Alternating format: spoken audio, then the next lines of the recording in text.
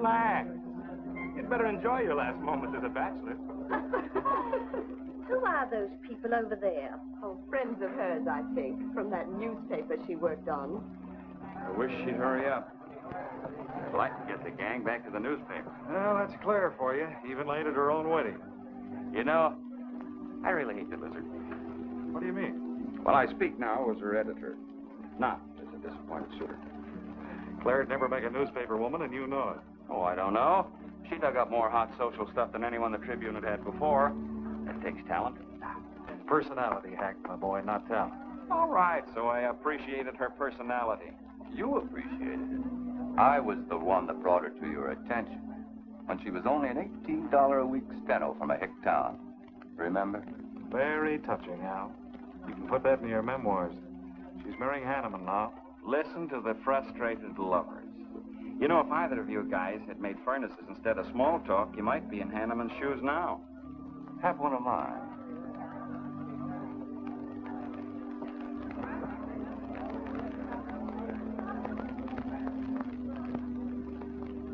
We do have memory, don't we, Les?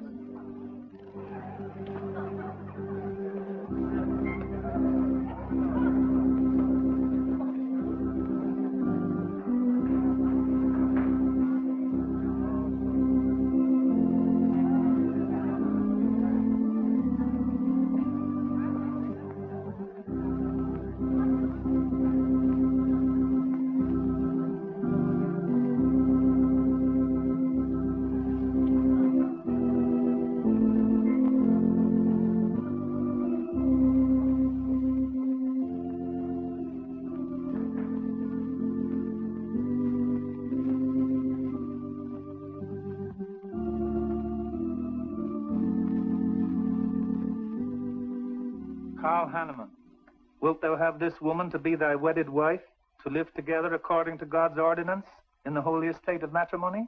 I will. Claire Cummings, wilt thou have this man to be thy wedded husband, to live together according to God's ordinance in the holy estate of matrimony? I will. I now pronounce you man and wife. You may kiss the bride.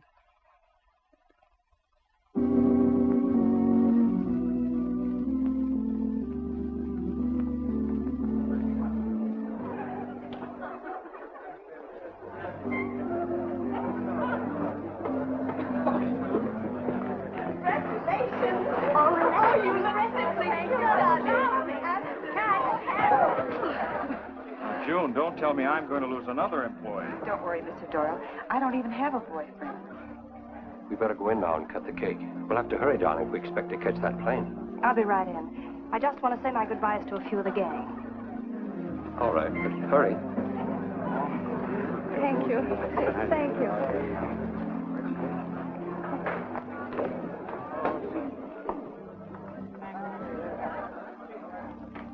Guess who? Why did you come out here?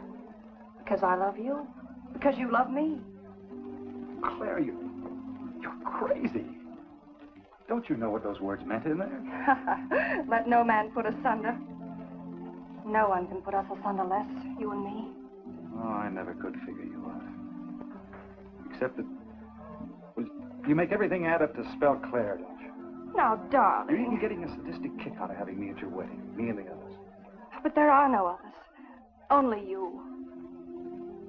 I'll think about you on my honeymoon. I'll write you. Miss me less. I know you both will be very happy. I beg your pardon. Thank you. I'm ready with my cameras, Mr. Henneman. I've been looking for Mrs. Henneman. You haven't seen her, have you? I believe you'll find her on the terrace.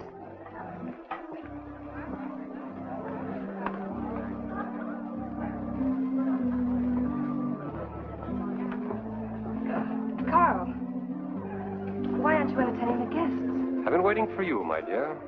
I was detained. On the terrace? Don't you think you're being a little affectionate for a newly married woman? Darling, you're a great big old suspicious bear. That was only Les Burns. And? It was nothing. Just a friendly goodbye kiss. Les did so much to help me with my newspaper career. Why, he's like a brother. You're the only man for me, darling. Ever. They're waiting for us. Shall we cut the cake?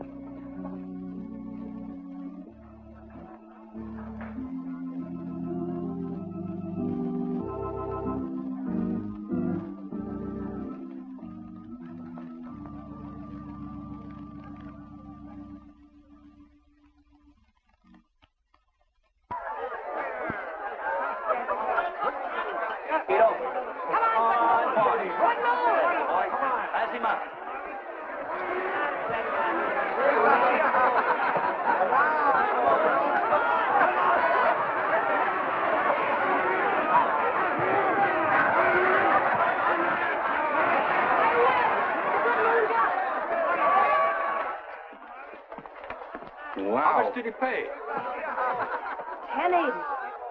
$10.80 for two. That's not bad. I win $540. Claire, you mean to say you bet $100 on that horse to win? Of course. In these places, you have to spend money to make money. You see now. I'll put $500 in the second race. High heels. Come on. Wait. That's being foolish.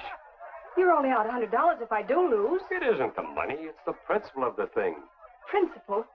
Carl, I don't understand you. With all you have. I've worked hard for what I have. Oh, I don't mean to be a tightwad. A little bet for fun is all right. But I have too much respect for money to throw it away on horses. Of course you're right. It was foolish of me to bet so much. Forgive me. Of course. Now, excuse me, I want to go cash these in.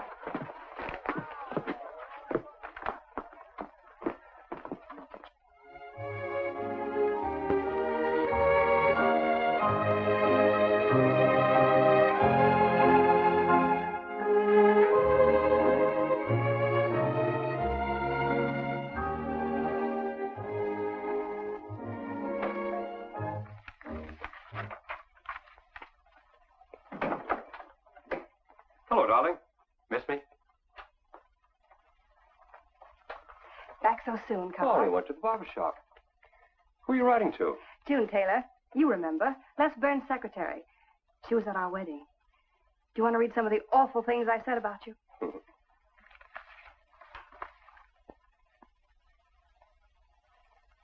It's hard for me to believe that I'm so lucky as to have a woman like you in love with me.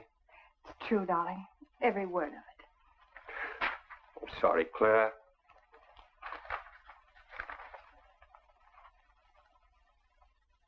My darling Les. To June, huh? Things are beginning to make sense now. Carl, darling. So that was a goodbye kiss you gave Les Burns. Well, what do you want me to say? nothing. There's nothing you can say, I guess. I'm only glad I found out about it now.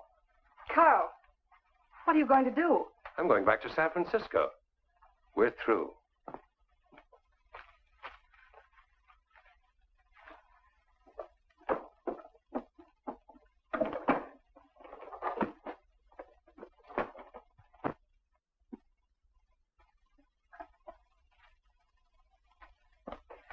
But what am I going to do, Carl? I don't care what you do. But I have no money. Thanks to your great generosity. That was enough for the week's hotel bill. You've got that money from the racetrack. Live on that. You'll not get another cent from me. Oh, no. I wouldn't be too sure of that. I'm your wife, Carl. There are community property laws in this state. It won't be that easy. It'll be very easy when I show this letter to the judge. And I'm starting divorce proceedings in the morning. Oh, Carl, darling, let's talk this thing over. It's so silly. Get out of my way before I forget myself.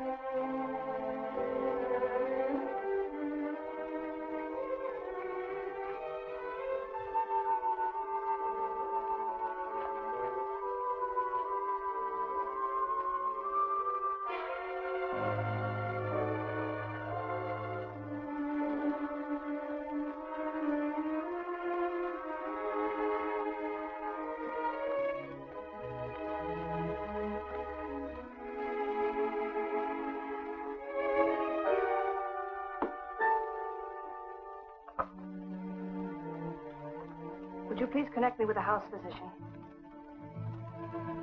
Hello, Dr. Hastings? This is Mrs. Carl Henneman, Bungalow 9. Could you please leave a prescription for some sleeping tablets for me at the drugstore? I'll be needing them right away. I'm turning in early. No, that won't be necessary. I'm going out for a bite to eat, and I'll pick them up later. Thank you.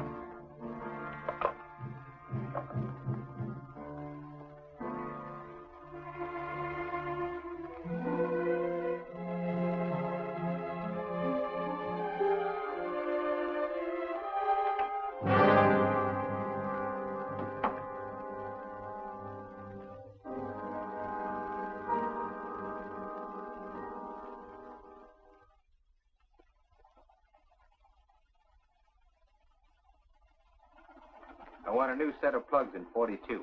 Okay, Blackie.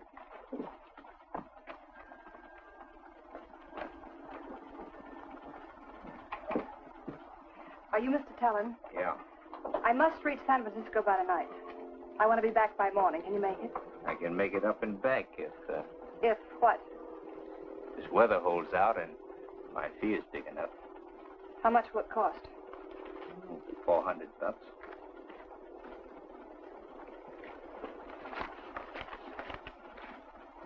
Why 5? I said 4. I know you said 4. I never made this trip. You never saw me. Understand? Sure. I don't even want to know your name. I'm glad we understand each other. Perfectly. Now, if you wait over there, we'll be ready to leave in a few minutes.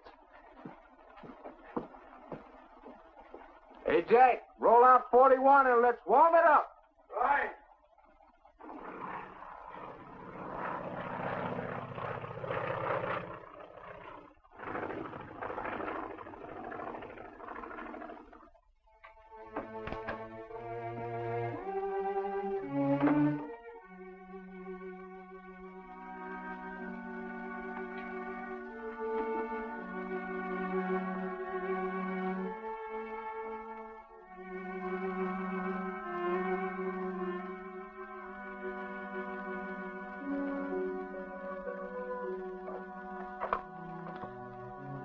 Room service, please.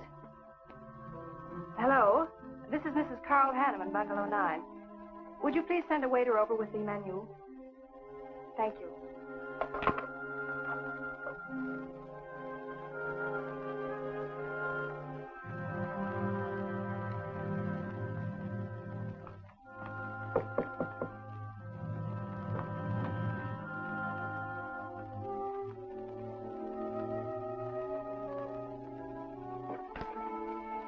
Good morning, Mrs. Hanneman. Good morning, Victor. Let me see. I think I'll take some orange juice and toast, coffee. That'll be all.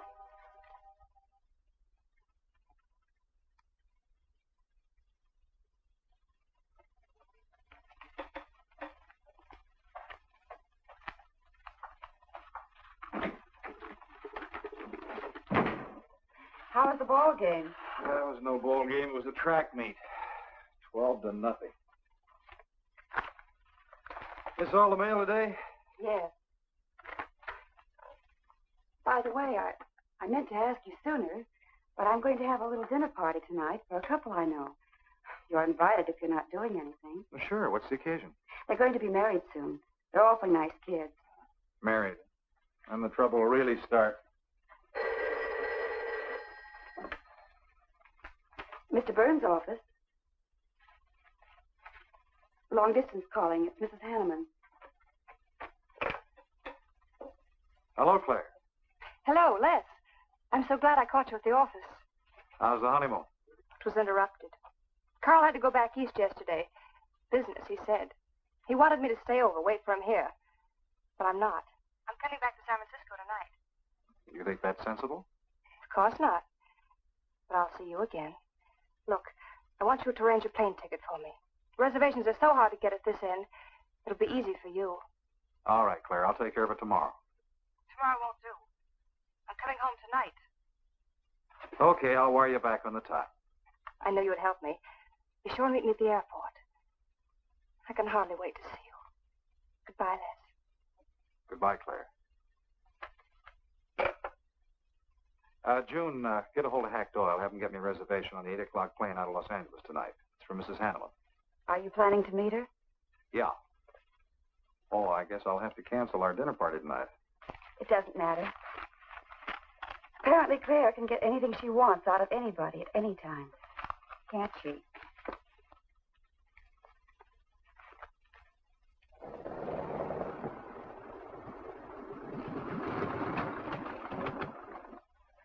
I never thought I'd be back with you so soon, darling. It's wonderful. It's crazy. Then why did you meet me? I don't know. I do. Because you still love me, don't you, Les? I'll get over it. I hope Carl stays in New York for a long, long time. That seems a bit odd. He didn't arrange his business affairs so they wouldn't interfere with his honeymoon. Yes, I thought so, too. You certain you and Henneman didn't have some trouble?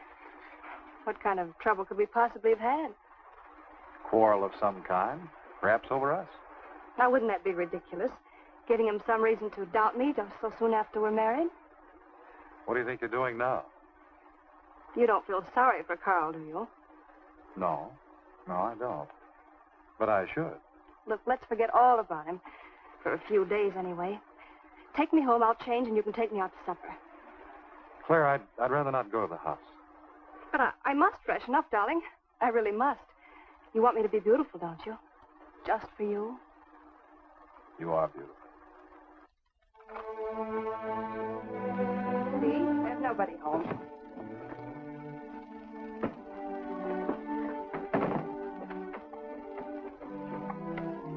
Wait in there, darling. I'll be down in a minute.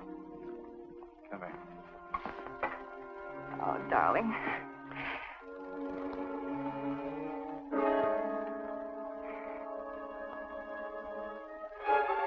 Les, what is it? Stay here.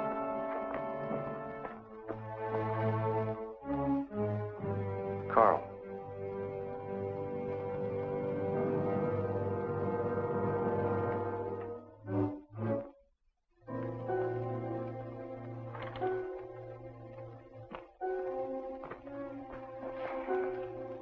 Suicide. But why? Oh, poor Carl. Claire, I thought you said he'd gone to New York. That's what he told me. I don't understand it. Why should he do such a terrible thing? You probably know as much about that as anyone. It's going to be one of the first things the police ask you. You can't stay here, darling. I'll take you over to Hack Doyle's. Where's your telephone?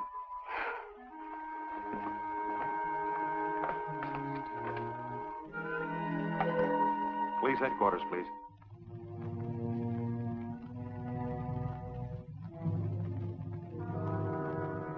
I thought of you and Hack right away, Mamie, and brought her over here. Hope you can put her up for tonight. Oh, of course. You can stay as long as you like, Claire. Thank you, Mimi. You're very kind. It's just too incredible. If you'd had any earthly reason. We were so happy. So very happy. And now there's... Oh, Hack, Claire's going to stay with us for a few days. Good. Plenty of room. Police are over there now. Murdoch said he'd stop by here later. You sure it was suicide? Fairly sure. With a man in Hanneman's position, a beautiful wife, and all that money? I don't get it. I don't either.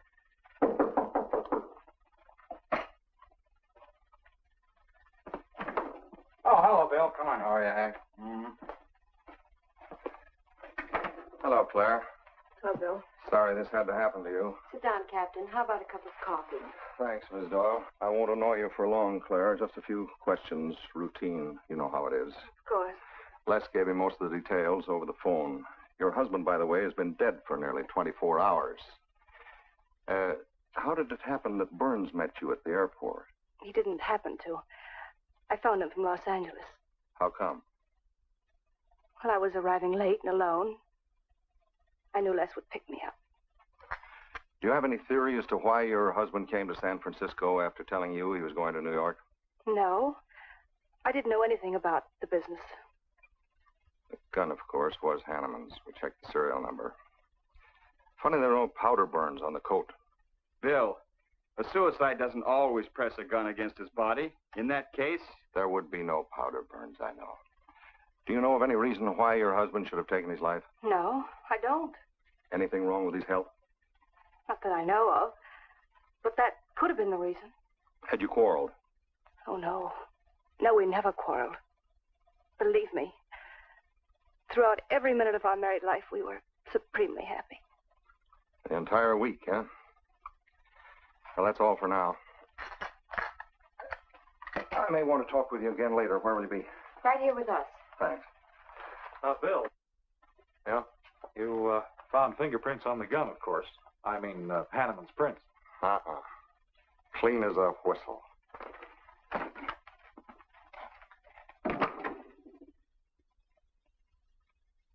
Certain, Mr. Burns, that's the position you and Mrs. Henneman found her husband? That's right.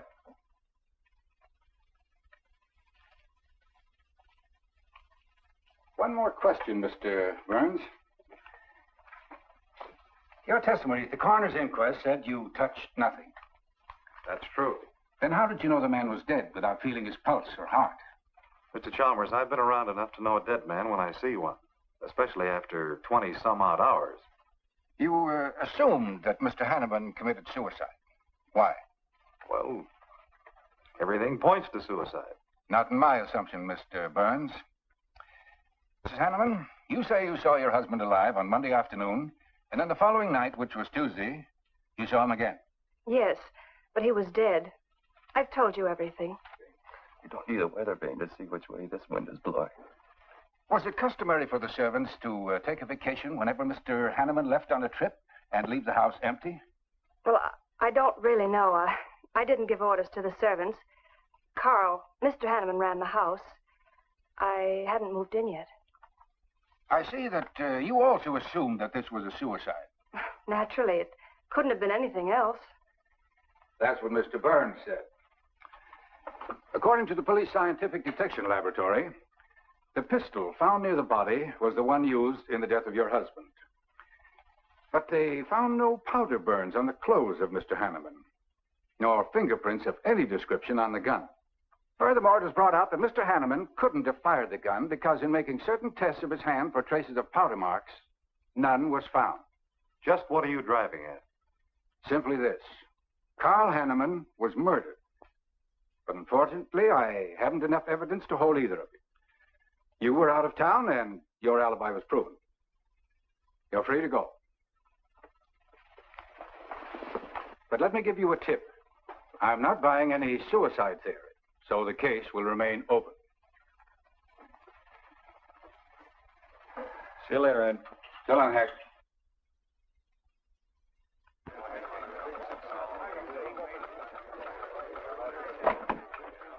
Good morning, Les. Just the guy I want to see. Yeah, about what? Oh, I've been assigned to do the follow-up on the Henneman case. Oh, how'd you draw that? Oh, I asked for it. It'll be a dull job because there isn't going to be any follow-up. Just an ordinary suicide. Are you kidding? I never smelled an odor of fish so strong in my life. No fingerprints on the gun, and you call it suicide. So what? What makes you so sure? Can you give me a good reason for Henneman killing himself? No, I can't. Perhaps he thought he had a good reason. And perhaps he didn't. So meanwhile, if I can dig up a plausible motive... Who asked you to dig up a motive, plausible or otherwise? I said, if I can dig up a motive, I'm willing to accept suicide. But if I can't, then it'll have to be murder.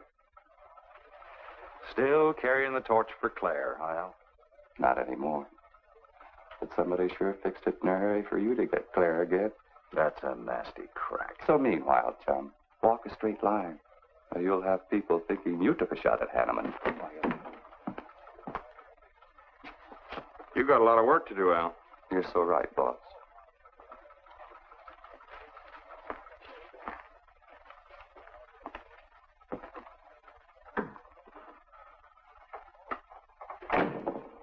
Sorry, Hack.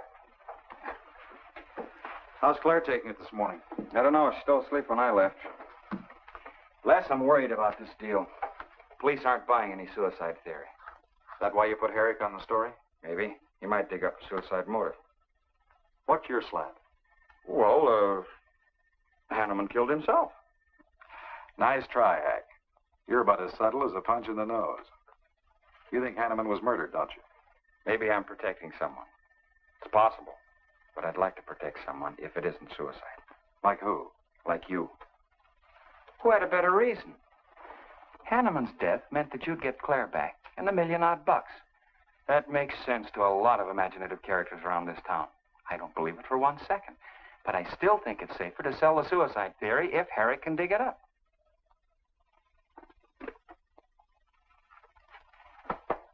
Thanks, Hack. But I didn't do it. Yeah. Send him in. Well, they're on the job. Hello, Batson. What's on your mind? The DA would like to see you gents in the morning. Says it's important. About 10 o'clock. What's he want us for? Don't you know? Mrs. Henneman's already got her invitation. See you tomorrow.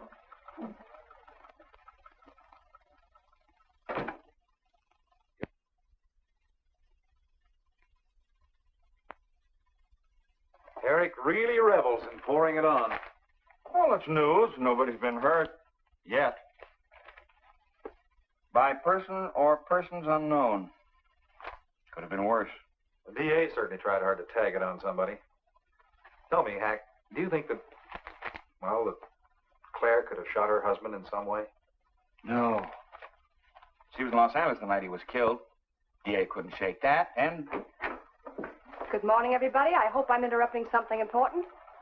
Hello, darling. You look tired. Hello, Hack, dear. Good morning, Clara. It's a pleasant surprise. What can I do for you? I came to get my job back. Starting when? No. Well, after all that's happened, don't you think you should have a little rest? Rest. Why, working will be the best thing in the world for me. It'll keep me from thinking too much about poor Carl. After all, I must carry on. My life is still ahead of me. What's the real reason? Well, I do need a little cash. I have the house and my clothes, but I just won't be able to live on the widow's compensation the court will allow me. You wouldn't want me to have to sell my clothes in order to eat, would you? Oh, no. After all, I've made other arrangements about your column. Beth Warnock's taking it over. You are still the boss, Hack. Les, darling, wait outside for me. I'll be out as soon as I've had a heart-to-heart talk with Hack. I know. You might as well say yes, Hack. I've had these heart-to-heart talks.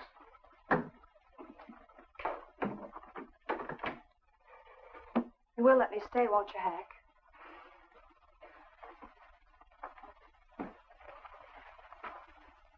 Yes, but I was hoping you wouldn't ask it.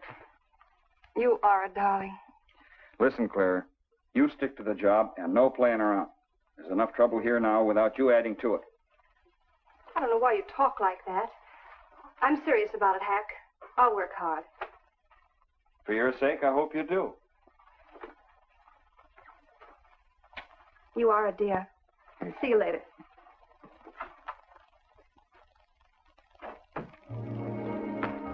Well, see you later, Al. All right. Hopefully you're friends. Yeah, old friends.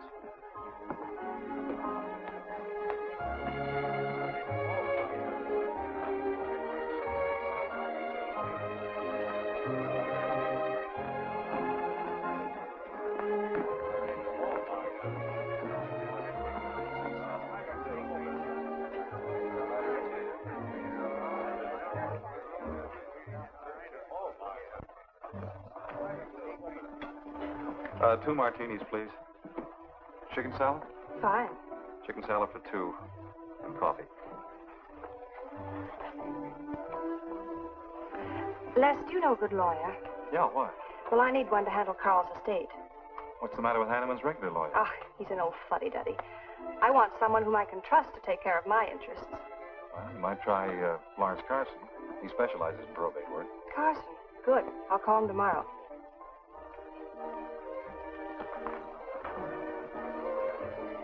Do I know that man over there? You should. It's Stanley Mason. Our paper's backing him for Congress. Of course. Why, the pictures on his campaign posters don't do him justice. You know, I never could figure that guy. Every time I see him, he's with a different girl. So? Oh, we'll have 4 Manhattans. Make them half French and half Italian vermouth. We'll order later. I'll look after them personally, Mr. Mason. Thank you. Stanley, isn't that Henneman woman over there? Yes, she's very attractive, isn't she? Well, if you like the type. Why wouldn't he be a good man to handle the estate? No. He's too tied up with his election campaign.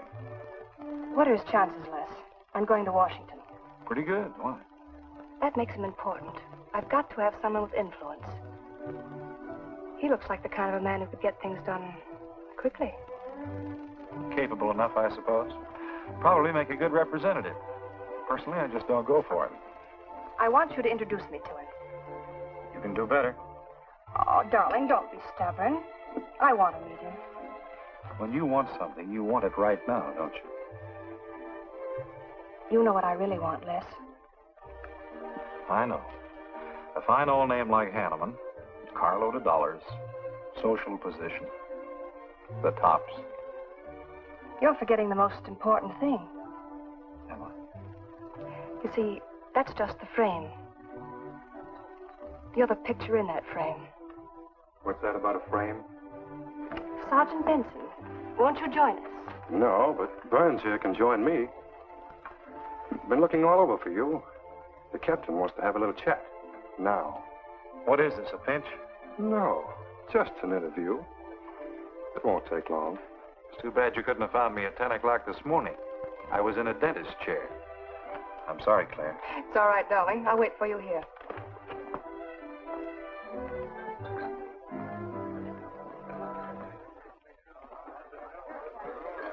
Violet.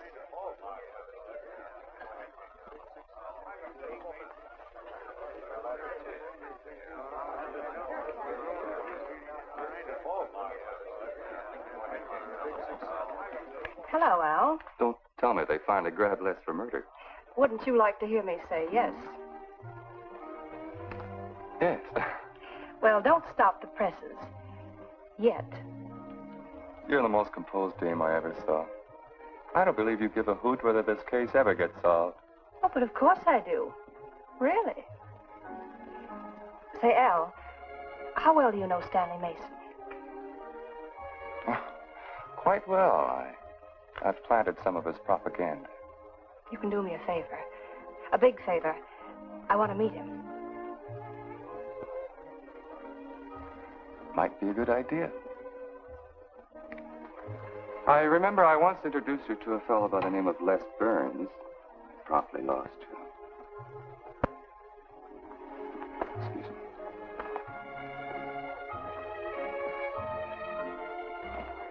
Stan. How are you? Well, hello, Al. Say, I have a young lady over here I'd like to meet you. Just take a minute. Well, all right. Excuse me? Excuse me.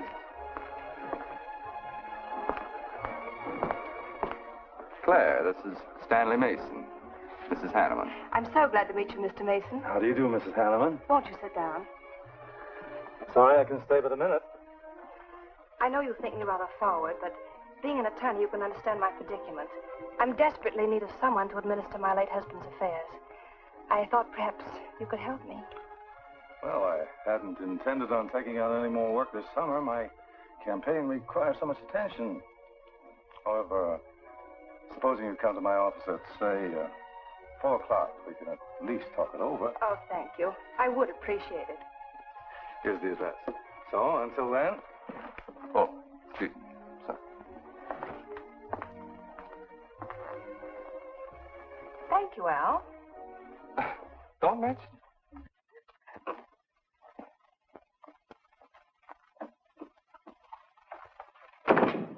I found him, Cap. Right where I expected. With a grief-stricken widow. Only if she's grief-stricken... Skip it. Les, my boy, have a seat. Last time it was hello, Burns. Today it's Les, my boy. What do you want? You know, I just wanted to chin a bit, will you? Oh? I didn't know I was that interesting. You live out in the Henneman neighborhood, don't you? No, and you know it. But you go out to that neighborhood quite often, don't you? Yeah, so what? To visit friends. Oh, sure, that's right. There's Hack Doyle and his wife, June Taylor. Say, there's a clever little girl, huh? Your secretary, huh? Since when have you become so interested in my secretary? I thought you were a happily married man. Weren't you out in that neighborhood the night Henneman was shot? Monday night? No, I wasn't. I played gin rummy with the boys in the press room. Went home to bed about 10 o'clock. He read the testimony, did the checking. Come on, Murdoch, what's on your so-called mind? Funny, we can't find any record of where you were between 10 o'clock and 8 the next morning when you had breakfast at Drake's coffee shop. Nobody saw you around your apartment house. Nothing so strange about that. People in my neighborhood mind their own business. I spent the night sleeping. You got an edgy temper today, Les. Aren't worried about anything, are you? I'm annoyed. Until you and the DA get this thing settled, nobody will get any rest. We may have the answer quicker than you think. The police expect to apprehend the criminal within 24 hours. Shall I quote that? You can write out the gags, Burns. You've been crazy about Claire for a long time, haven't you? That's right. You thought she was going to marry you. Then she married Henneman. That must have been quite a jolt. I won't deny that either. So you must have been pretty sore at Henneman for beating your time. All right, I suppose I was. You know, Burns, you've given out with all the motives a man needs for killing another. You don't need motives, Murdoch. You need evidence. Evidence?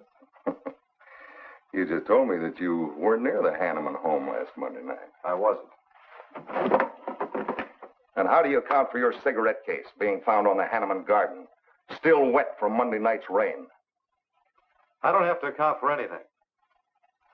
To throw cold water on your mastermind, I tossed that away right after the wedding. Anything else you want to know? No, that's enough. Next time, be more careful when you talk to the captain. Listen, Mr. Benson, if I've hurt the captain's feelings or yours, arrest me. Then I can sue and you'll be back writing tickets for jaywalkers.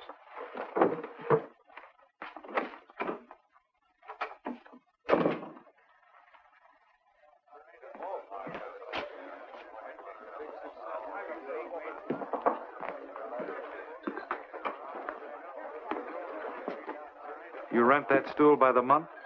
Well, Lester. Where's Claire? Oh, Claire isn't here. She had an appointment. Did she go back to the paper?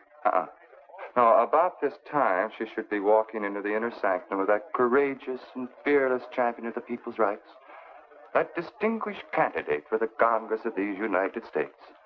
Mr. Stanley Mason. You sound like you're on Stanley's payroll. Mm-hmm. I introduced them. You seem to have a talent for that sort of thing. Thank you. I believe that's all the information I need, Mrs. Henneman. I can't possibly find words to express my gratitude in your consenting to help me. Oh, believe me, it's a pleasure. A little pressure in the right places should settle the matter quickly for you.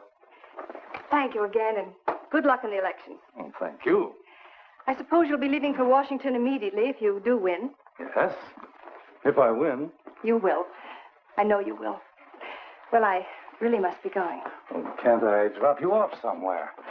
I'm sorry. Not this evening. Mr. Burns is taking me home. He's the gentleman you saw me with today. I'll call you tomorrow.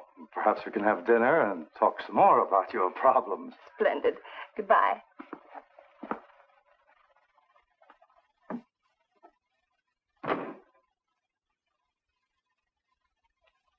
Look, Claire, don't you think you ought to stay over at Hack Doyle's a little longer? Might be unpleasant. Oh, don't be ridiculous. Come on. Oh, Robert. Good evening. Good evening, Mrs. Henneman. We weren't expecting you home. We've made no arrangements for dinner. I've had dinner. Please take my bags to my room, and you and Christine take the evening off. I shan't be needing you. Thank you. Oh, Mrs. Henneman, I just wish to say on behalf of Christine and myself that we're pleased that you're home, and we'll do everything we can to make you happy. Why, thank you, Roberts.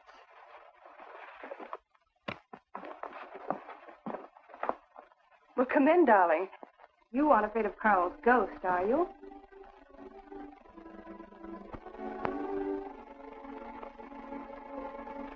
You'll never be happy here, Claire.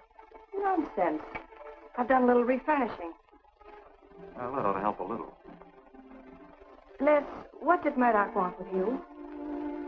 You had an idea I might have paid a visit here Monday night. You didn't, did you? Of course not. It also seems I had a motive to kill Carl. But of course you did. If you were that kind of a person. Murdoch's only fishing.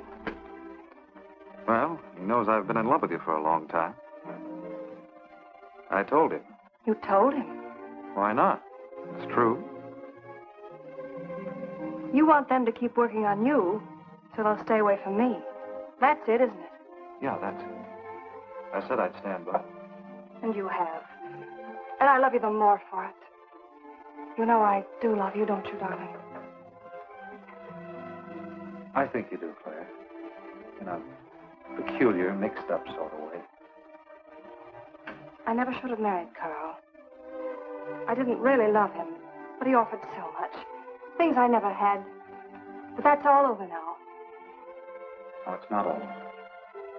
And it won't be until they find his murder. They will. And there'll be nothing to keep us apart again. Ever. Claire. If I could only sell myself on that. You've got to, Les. You've got to.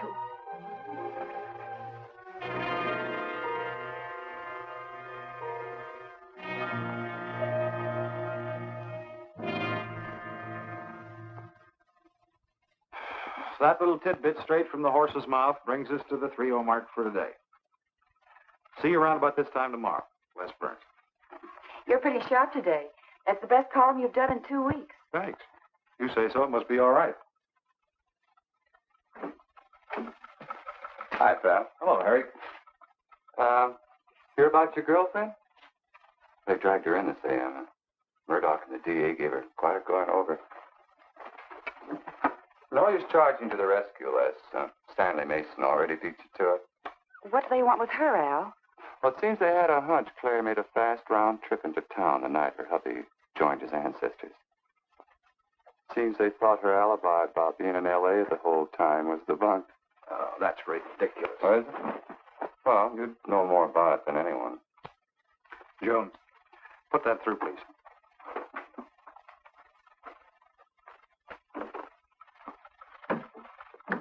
Okay, Al.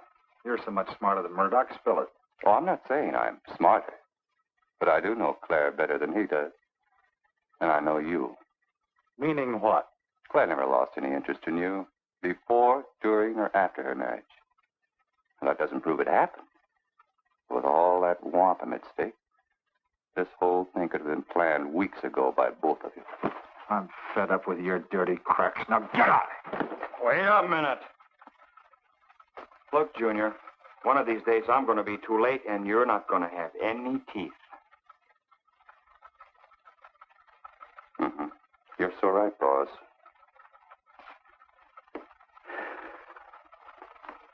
What's wrong, Les?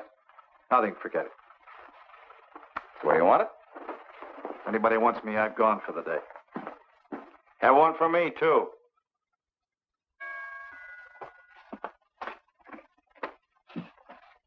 Where's Mrs. Hanneman? I gotta see her. Is she in? Why, yes, but she's going out. This is important. What's the trouble, Les? Oh, I've been trying to find you all afternoon. You didn't get back to the paper. Where were you? I was with Mr. Mason. We were talking over the estate. Oh. Looks like you got some more talking to do. It's really only business, Les. Come in, but I can only see you for a moment.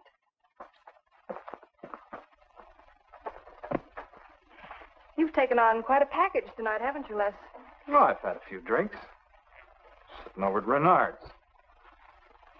Been thinking things. Crazy things. About me? Yes, you. Murdoch and the DA asking you all those questions. It's nothing to be disturbed about. I'm not so sure. Why do you say that? Were you in this room Monday night? What? Why, you know I wasn't. I don't know anything. But I wouldn't lie to you. Have I ever, Les? Claire, there's only 2 people could have profited by Hanneman's death. I'm one of them. You're the other. Why, how dare you come in here accusing me? You only married Hanneman for this. You've admitted it a dozen times. But I didn't kill him. How can you even think it? I didn't kill him. I didn't say you did. But if you know anything, you've got to tell me. Were you in this room Monday night? No. You might have come in, seen someone. I've got to know. Stop shaking me. Then tell me the truth. Let go of me. I thought you were going to stand by me. Why, you're drunk. I'm only trying to help you and me. Ha. Help me. You're accusing me of murder. How do I know you didn't kill him? You were in town. Claire. I've as much right to accuse as you have. But I'm not accusing you. Get out of this house. I once said I couldn't figure you out. I can now. You're not a normal woman. You're not warm. You're cold, like ice. Yeah, like ice. Blonde ice. Get out of here.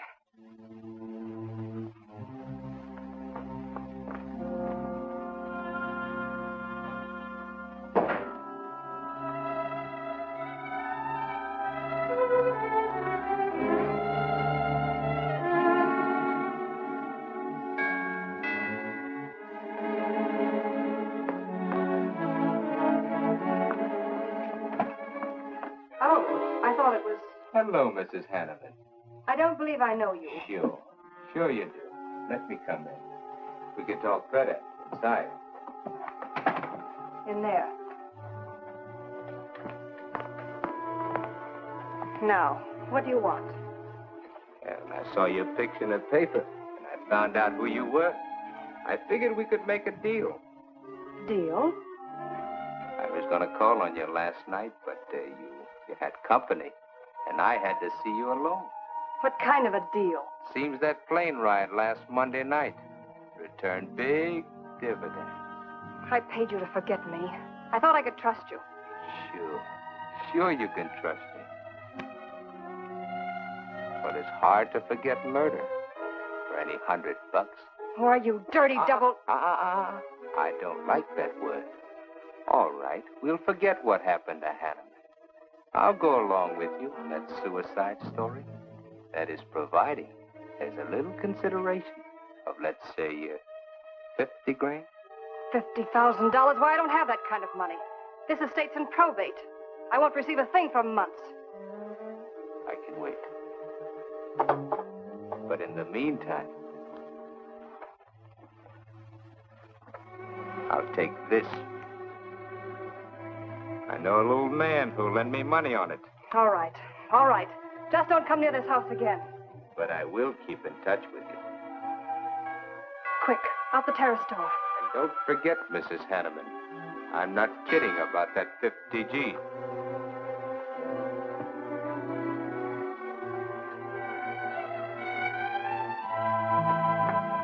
I'll get it, Roberts. Yes, ma'am. Stanley, darling. Thank you. Well, he isn't at Bernard's either. Oh, I hope nothing's happened to him. He'll turn up when he runs down or runs out to go for drinks. Say, you write his column all by yourself? Somebody had to do it. I hope it's fit to print. It's good. Nice of you to cover for him, too. Do you really think he's all right? Sure. I'll find him later. Don't worry about Les. He's probably getting more poison out of his system than he is into it. I hope.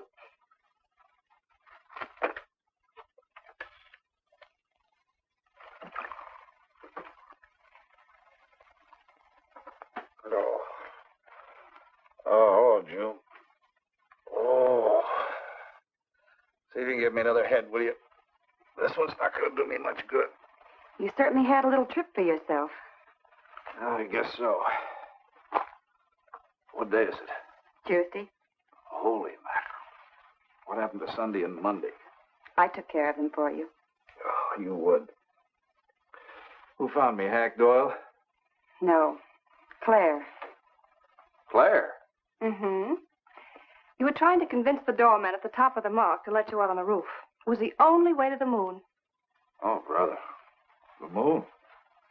Looks like I wanted more than a little trip. Here, drink this. It'll make you feel better. Guess I've been the horrible example, huh? You no doubt thought you had a big reason for getting tight. I had to get away from something. Something wasn't good for me. Have any luck? I don't know. I'm never going through this again, I can assure you of that. June. Well, I guess I'd better get back to the office. Thanks a lot for looking after me, June. I'll be down after a while, if I can make it. Don't hurry.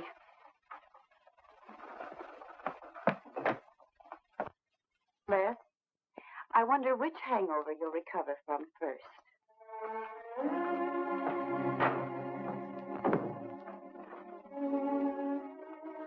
I thought we were all washed up, Claire. Les, for everything I said the other night, I'm terribly sorry. I guess I was a little mixed up myself. Forgive me, darling. I must have been out of my mind to say such awful things to you. I realized the truth later. You were afraid for me because you loved me. That was it, wasn't it? Yeah, maybe it was. I just couldn't believe that. Look, let's forget all about it. We know there's nothing to worry about. There never was. We know that, don't we, Les? Sure, Claire. Sure. Oh. Here's to our new congressman. May your career be long and successful. Thank you, darling. Jeff, but aren't you both a bit early? I only wish I could be as sure of my future in psychiatry as you can be of your future in Washington. Doctor, you were analyzing me at dinner, the workings of my mind. Do go on. It's very interesting. I've never been psychoanalyzed before, and your deductions amaze me. Claire, I warn you, if Jeff continues, he'll have you convinced you're batty. Simply because your father ran away with another woman and your mother was relegated to hard work. Stanley doesn't quite believe in the powers of psychoanalysis, Mrs. Henneman.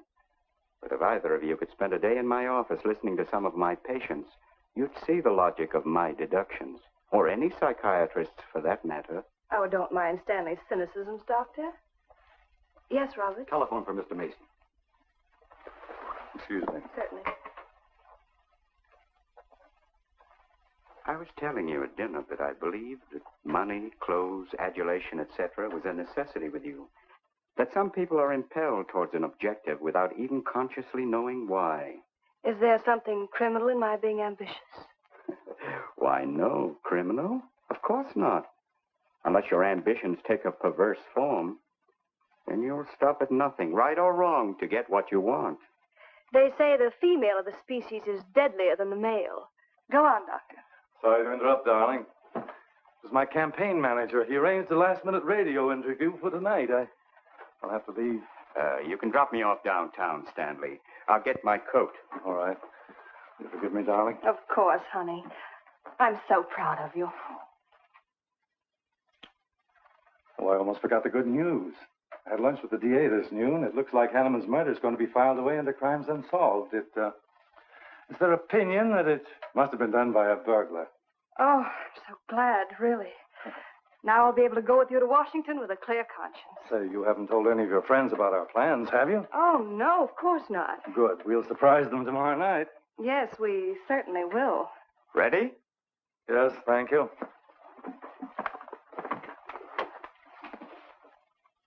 Good night, Claire. Good night.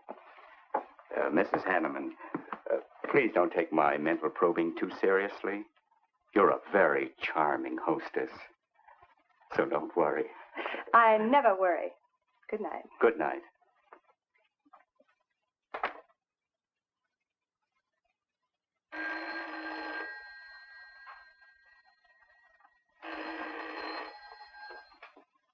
Hello? Yes, this is Mrs. Henneman. That's all right, Roberts. I'll take it. Hello? Who? How dare you call me here? I had to. I'm in a jam. I need some dough, and you've got to help me. The estate isn't settled yet. I told you I don't have any money. Don't give me that. You're a smart girl, and if you haven't got it, you know where you can find it. I need at least a couple of grand now and tonight, or else I go to the cops. I got nothing to lose. I have about $700 cash in my jewelry. All right, bring it along. Meet me at the end of the Old Valley Road. Be there in 20 minutes.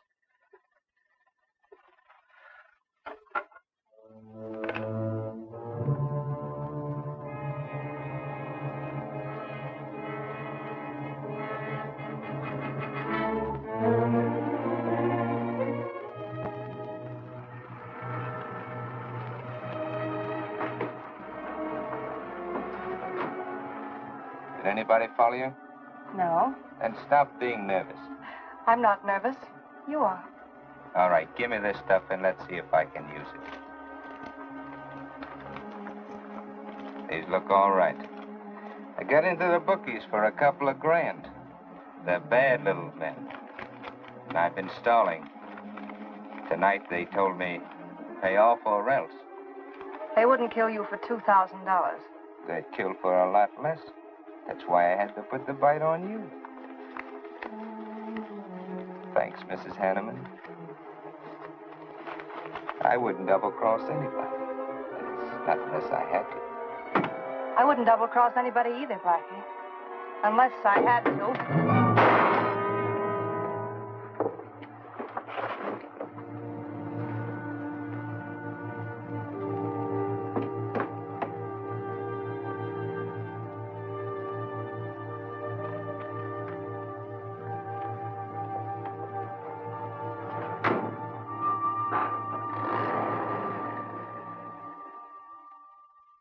The first returns have been received from the 12th precinct.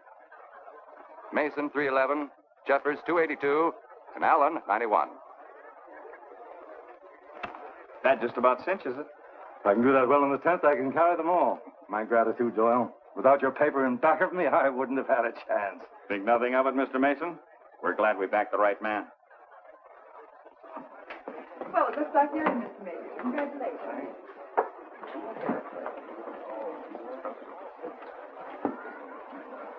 Seen Les and Claire yet tonight? No, I guess she's waiting to make her grand entrance. That's about 100 times you've asked for them, Hack. What gives? Nothing?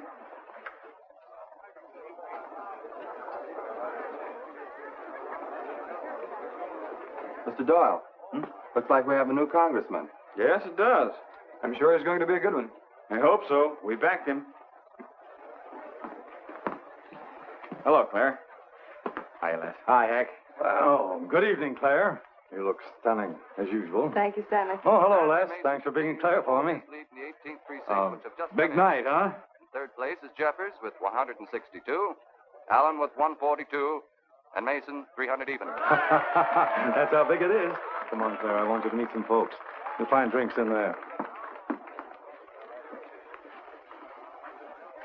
Look, Les, there's something on my mind. I want to tell you about it.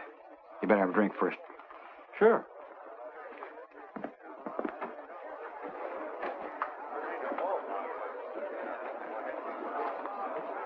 Hi, folks. How's the brawl? Well, at least the liquor's good. Well, Junie, aren't you a pretty thing tonight? Well, it's about time you noticed me. The trouble with you men is you always have ink in your eyes down at the office. Have a fresh one? No, thank you. This will do. Les. I'll talk to you for a minute. Excuse us. What gives? Did you come with Claire tonight? No, I came with my Aunt Martha from Penobscot. No, I'm serious.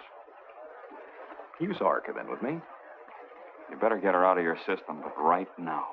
What are you talking about? Things are fine with us now. She couldn't be sweeter. You should have seen her earlier, helping me get things ready for that little party up at my place tonight. How about a speech, Mr. Mason? We haven't had one. Come on, Stanley. Yeah, give us a speech. That's all I need. Now, wait a minute. Speech, all right. If you want a speech, you shall have it. Ladies and gentlemen, I want to introduce to you a very lovely young woman, better known to you as Claire Cummings. I am happy to announce that she's bestowed upon me the great honor of consenting to become my wife. This is a dirty, low-down trick, but I'm glad it's happened. Someday I'll tell you why.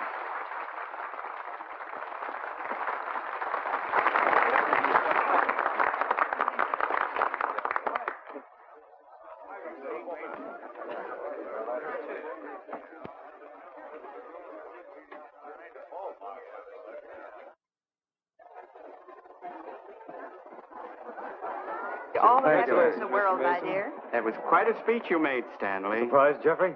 Aren't you going to congratulate us, Doctor? It's customary. Hate to take you away at this moment, Stanley, but there's something I must talk to you about. It's important. But of course, Jeffrey. Will you excuse us? I know you'll enjoy living in Washington. When do you plan to have the wedding?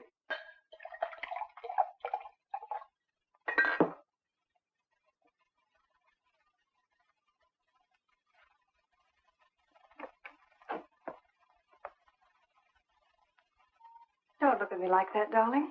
And what are you doing here? I wanted to see you alone. Sure, not a husband in sight.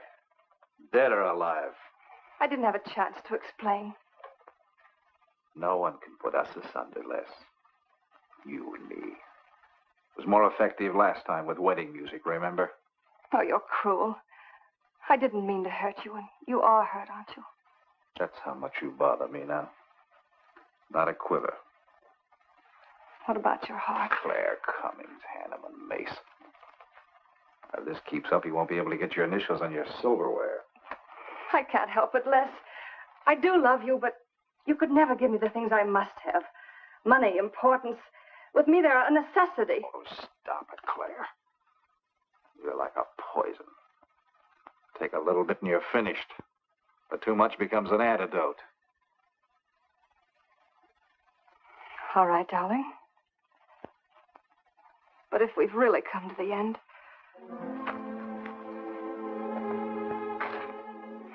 Stanley. Do you mind, Burns? I'd like to say something to my fiancée alone. Not at all, Mr. Mason. Not at all. Go right ahead.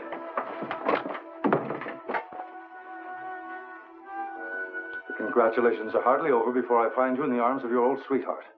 That was a stupid remark. I had to say something to him, didn't I? So you didn't tell him earlier. You said you were going to? Well, I couldn't find the words. Is that why you're angry? Oh, darling, let's not quarrel. We can do that after we're married. There isn't going to be any marriage. What are you saying? I'm afraid we've made a mistake. You can't mean that. What'll my friends think?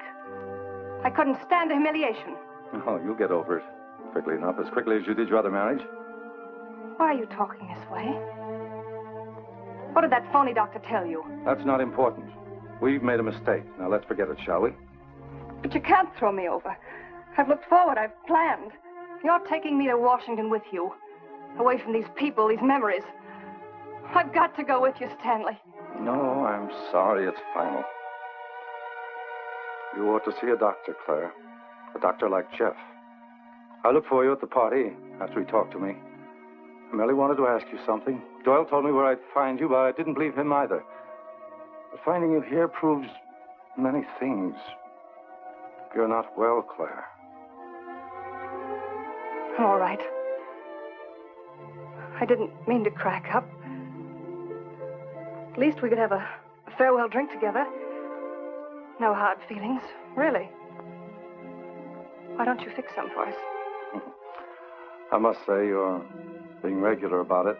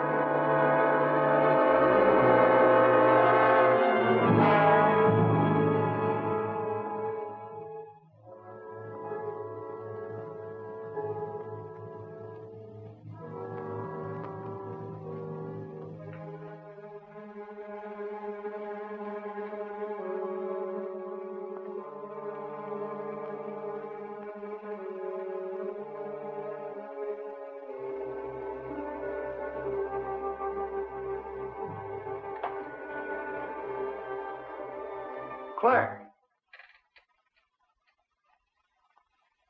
What have you done?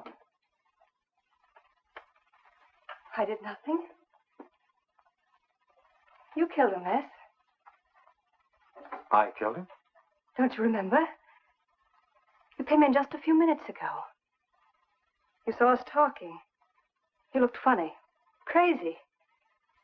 You said you were going to kill Stanley because he stole me from you. So you picked up the knife and you stabbed him.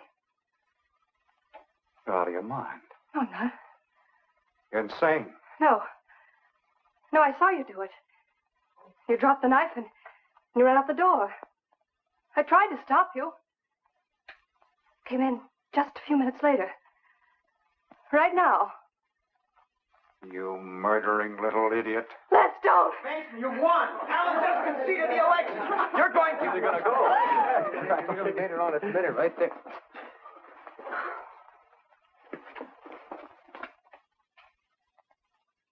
So you see, Doctor, the evidence is really stacked against Les Burns. I and the others feel that he's absolutely innocent. Now, I asked you down here to see if there wasn't something you could do to help us prove Les is innocent and Claire's guilt. Because just as sure as my name is Hack Doyle, she's framed. I agree with you 100%. I am positive that Mrs. Henneman killed Stanley. But because of her testimony and finding the knife in Les's hand when you arrived at the scene, the police could come to only one conclusion. Surely there's something you can do to help him. He's innocent. I know he is. Look, you were once connected with a big city police department. Then you must have run across cases of this sort. I know now that Claire Cummings is a nut if I ever saw one. Yes, you're right, Mr. Herrick. I'll at least have a try at it. I'm just as interested in finding Stanley's murderer as you are in proving Mr. Burns' innocence. Now, I have a plan that might break her down.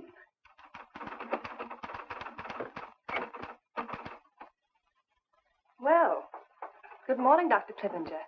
To what do I owe the pleasure of this visit? It's no pleasure for me, Mrs. Henneman, I assure you.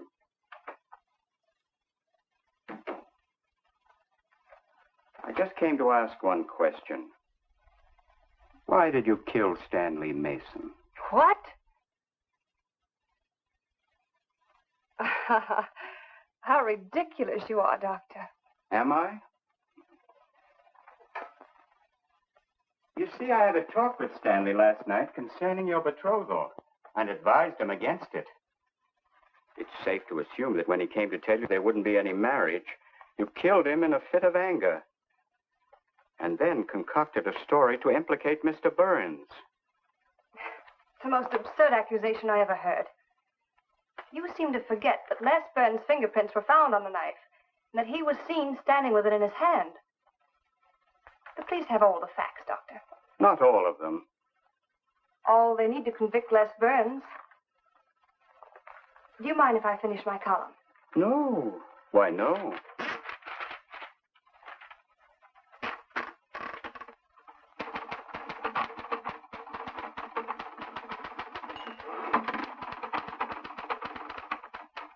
I suppose you'll tell the police I killed Stanley and give them that fantastic story to back up your accusations. It won't sound so fantastic to them, Mrs. Henneman.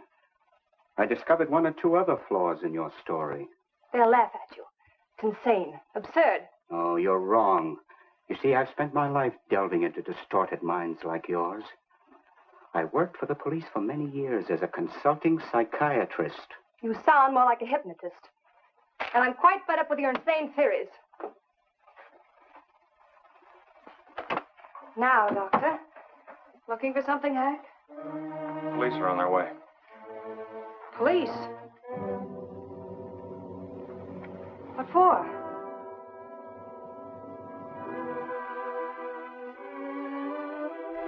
Oh. I see the three of you dreamed this one up. Well, as long as you're going to have me arrested, you might as well read my last column. Go ahead, read it, Hack. Read it out loud. I killed Stanley Mason. I killed Carl Henneman. I killed Blackie Talon. You didn't know about Blackie, did you? You hid that story on page 5. Unsolved robbery and slaying. I killed Stanley Mason because he no longer wanted to marry me. Stanley Mason was the top of the ladder for me. The top rung. I had money. And now I was going to have position. He was taking me to Washington with him. I could leave then without making the police suspicious. Clever of me, wasn't it? Why did you frame Les Burns? Why? Because he caught me with blood on my hands. Because at last even he had discarded me. I never loved any of them. You, Al, Henneman, Mason. But Les, I wanted to hang on to him. He was of no use to me, but I couldn't let him go. Maybe I did love him. Hello. Miss Cummings?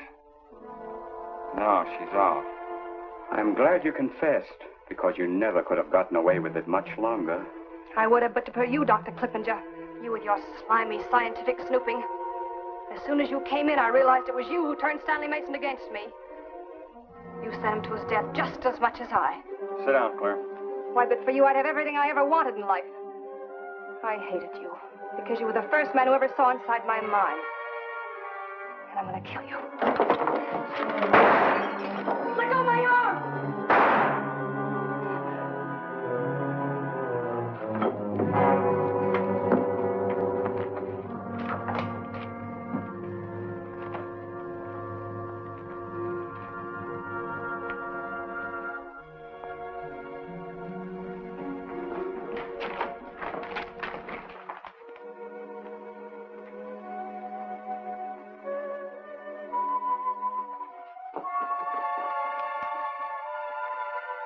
You were a little late, Murdoch. Well, it was probably better this way. I can scarcely believe it. A woman as beautiful as that. You didn't know her very well. None of us really knew her very well.